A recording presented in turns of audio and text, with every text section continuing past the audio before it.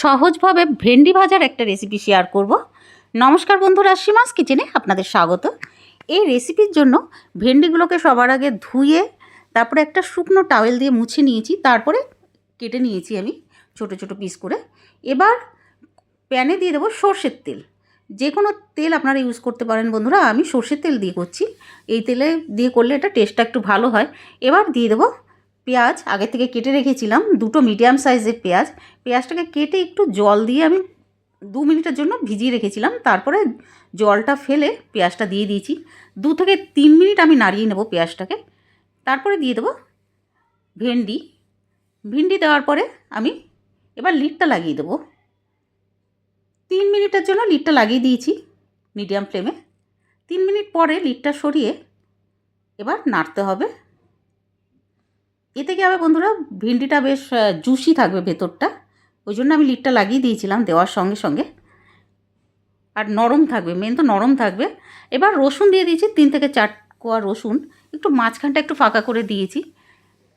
সঙ্গে দিয়ে দেব কাঁচা লঙ্কা কুচি, 5 থেকে 6টা কাঁচা লঙ্কা কুচি দিয়েছি।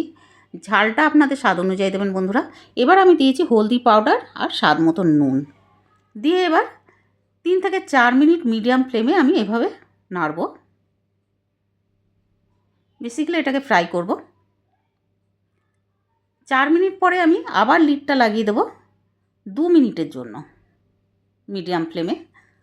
2 মিনিট পরে লিডটা সরিয়ে আবারও নাড়ব। এটা খেতে কিন্তু দারুণ লাগবে বন্ধুরা। খুব বেশি আমি এটাকে ভেজে ভেজে এর যে ভেন্ডির উপকারিতা সেটা নষ্ট করব না, তাই আমি লিড লাগিয়ে লাগিয়ে করছি। খেতে দারুণ লাগবে, অবশ্যই বাড়িতে বানিয়ে ফেলবেন, রুটি পরোটার সঙ্গে খেতে দারুণ লাগে।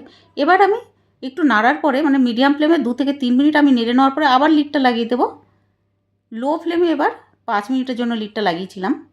5 মিনিট পরে লিডটা সরিয়ে একটা প্লেটে তুলে নেব। তৈরি হয়ে গেছে আমাদের দারুণ টেস্টি আর হেলদি ভেন্ডি পেঁয়াজের সবজি। এটা রুটি পরোটার সঙ্গে খেতে ভালো লাগবে, তাছাড়া গরম গরম ভাতের সঙ্গে সাইডের ডিশ হিসাবে ভালো লাগবে, ডাল ভাতের সঙ্গে। পুরো ভিডিও দেখার জন্য অনেক অনেক ধন্যবাদ। ভিডিওটা ভালো লাগলে প্লিজ লাইক, শেয়ার ও সাবস্ক্রাইব করে দেবেন। আর কমেন্ট করে জানাবেন যে খেতে কেমন লাগলো। আশা করছি যে আপনাদের রেসিপিটা ভালো লাগবে। পুরো ভিডিও দেখার জন্য অনেক অনেক ধন্যবাদ।